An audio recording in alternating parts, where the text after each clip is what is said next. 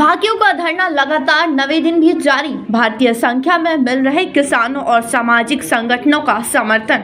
भाकियों के राष्ट्रीय प्रवक्ता चौधरी राकेश टिकैत ने कहा कि किसानों की गेहूं और चारे की फसल पशु खा रहे हैं। सरकार किसानों को फसलों का मुआवजा दे, लाभकारी गन्ना मूल्य घोषित करे और बकाया भुगतान होना चाहिए। राजकीय इंटर कॉलेज के मैदान पर भाकियों का धरना 9वें दिन भी जारी रहा।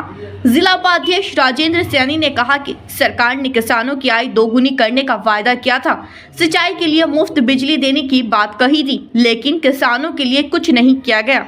सरकार किसानों की लगातार अनदेखी कर रही है। एमएसपी पर गारंटी कानून अब तक नहीं बनाया गया है। कानून बनने से ही किसानों को लाभ मिलेगा। भाकियों के बगरा ब्लॉक अध्यक्ष मान सिंह प्रधान ने कहा कि हक मिलने तक किसान पीछे नहीं हटेंगे। जीआईसी में धरना जारी रहेगा। धरना पर किसानों से मिलने विभिन्न सामाजिक संगठनों के लोग भी पहुंचे। राष्ट्रीय महिला एकता संगठन की राष्ट्रीय अध्यक्ष रिया किन्नर भी अपने समर्थकों के साथ धरने पर मौजूद रही। उन्होंने कहा कि किसानों की मांग पूरी होनी चाहिए। भाकियों के बगरा ब्लॉक मीडिया प्रभारी अजय महंत ने भी धरना स्थल पर किसानों का हाल जाना। उनके साथ बगरा ब्लॉक उपाध्यक्ष भी मौजूद रहे। मेरा नाम अजय कुमार महंत, बगरा ब्लॉक का मीडिया प्रभारी, भारतीय किसान यूनियन टिकैत से। भाई, गन्ना भाव जो है पिछले साल बढ़ाया था इन्होंने, इस बार कोई गन्ना भाव नहीं बढ़ाया, जबकि आप उनसे बढ़ा के नहीं देना चाहते तो कम से कम उसके इक्वल जो उसके बराबर जो रेट है वो तो मिलना ही चाहिए ना। भाई, किसान यहाँ पे भी वही है और वहाँ पे भी वही है तो सब भारत के नागरिक ना। तो हम लोगों को जो है उनके अगर ज्यादा नहीं देना चाहते कम से कम उनके बराबर तो हमें भाव मिलना चाहिए। 380 का रेट पंजाब में, तो पंजाब में जो है 380 का रेट कर देना चाहिए।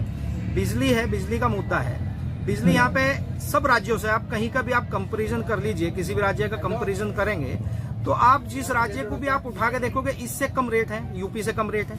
ऐसा यूपी में सौतेला व्यवहार क्यों? सरकार के द्वारा किसानों के साथ, मजदूरों के साथ जो सौतेला व्यवहार बिजली के को लेके किया जा रहा है वह तो असहनीय है ना भाई।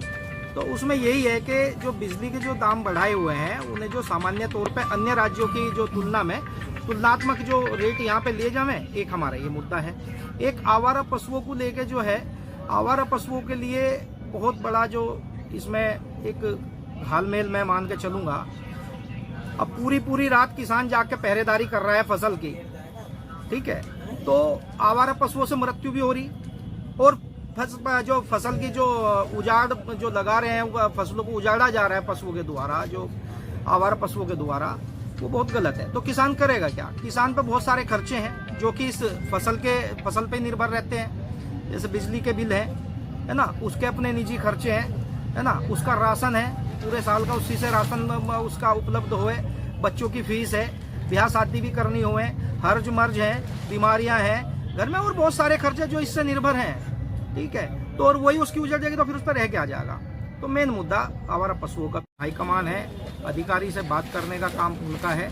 हमारे जो हाईकमान का निर्णय होगा और जो उनसे बात हुई है वो उस पर भी कोई ज़्यादा अमल नहीं कर रहे हैं अधिकारी भी, ठीक है। इसीलिए हम धरना बरकरार है और चलता रहेगा और जो भी हमारा हाईकमान का निर्देश होगा हम उसका पालन करेंगे और जैसा भी वे कहेंगे हम वो उस पर उनके पर चिन्हों पर चल के अपने धरने को जो सफल बनाने का कार्य करेंगे।